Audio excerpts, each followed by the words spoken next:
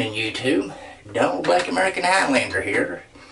And on tonight's episode of This Old Shitter, we're going to talk about a dilemma that thousands of people around the world face on a daily basis, some preventative measures, and a miracle cure or solution that you may or may not have already heard of. The dilemma I'm talking about is a clogged shitter. Nothing worse in the world getting up first thing in the morning, having that first cup of coffee. It starts working, you flip the lid, and it's fouled, gobbed off. Well, this happened to me about 3 weeks ago or a month, and it was horrible. I mean, I'd done everything I could for 3 straight days. I even talked to one of my viewers about it on another platform until it finally just broke loose. Alright, now, there are some things that you can do to help prevent this problem. One, eat a high fiber diet, so you're not eating heavy things that'll lock your bowels up and cause you to shit Lincoln Logs. But most of the time, Lincoln Logs aren't the problem, and we'll get into that in a little bit. Okay, next, if you can't maintain a diet like that, because I know a healthy diet is more expensive than eating crap. No matter what any health food mystic gurus tell you, healthy eating is expensive. So, how many people have seen one of these? I know it seems like every family has got that one person that will crap a redwood and try to flush it down a hole the size of a pop can.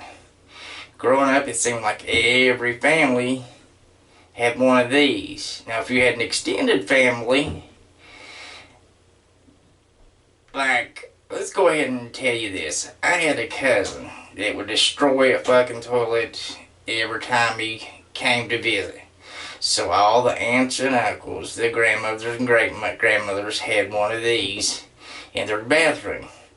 And if you don't know what it is by now, it's to chop the doo-doo, to make it in more manageable pieces for the plumbing.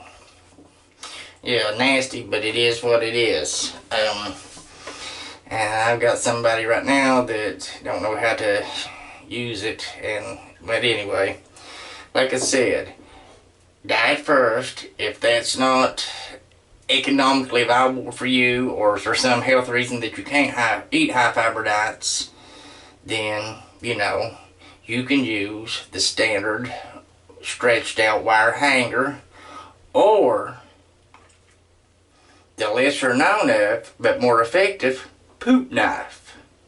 Now, I've searched and searched on the internet ever since I'd heard of the poop knife, and all it is, I thought it was really a thing.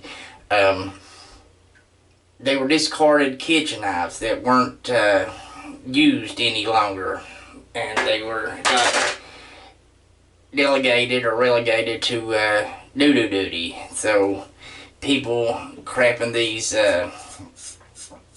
moistened cement bags, you know what I'm saying, use it to chop the doo-doo up into more manageable pieces so the plumbing can handle it.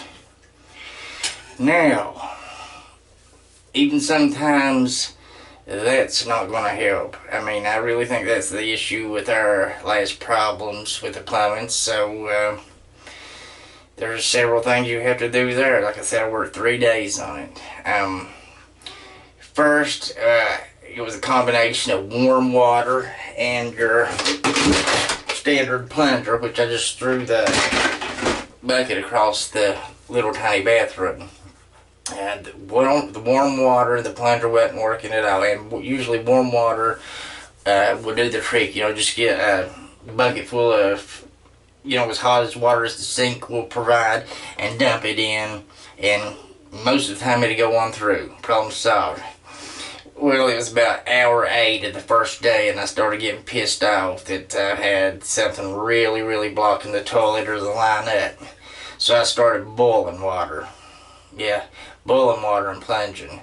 About 4 kettles of boiling water in, and I come and I see water spewing out of the bottom of the toilet. I'd melted the wax ring. So there you go. I had to take the toilet out, put a new wax ring in, and put everything back together. And while I had the toilet out, we looked at it, and you know, there was no obstruction in the toilet that we could see or feel. So, you know, we tried the chemicals, and we tried this. You know, this works sometimes with the warm water. You pour this in, you let it sit for about 20 minutes, and you go. That didn't work. The plunger didn't work. The warm water didn't work. The boiling water sure as hell didn't work. So the next step was toilet auger. Not the snake, but an auger, so you can get it in there and kind of do the twist thing. And, you know, the chemicals, the auger, the plunger, you know, that didn't work because apparently this wasn't strong enough to chop it down into small enough pieces to go. Well, about at my wit's end, and somebody calls and says, "Hey, have you ever tried this?" And I kind of scoffed at it. So right before bed, we poured this miracle solution into the toilet. Went to bed, get up the next morning, I heat some water, you know, out of the sink, as hot as you can get out of the sink.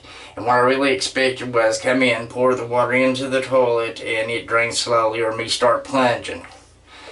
But, to my surprise, I poured about a gallon in, and went straight out.